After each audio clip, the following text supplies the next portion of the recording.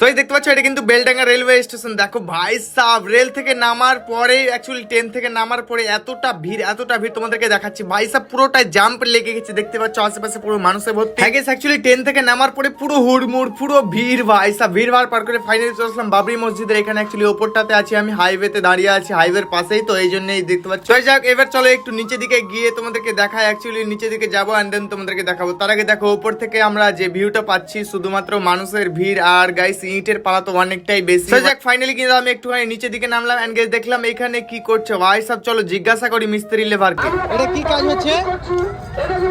এটা পায়খানা। পায়খানা হচ্ছে? হ্যাঁ, অস্থায়ী পায়খানা হচ্ছে। মানে এখন মানে সাধারণ কাজ চলার মতো? হ্যাঁ, কাজ চলা মতো।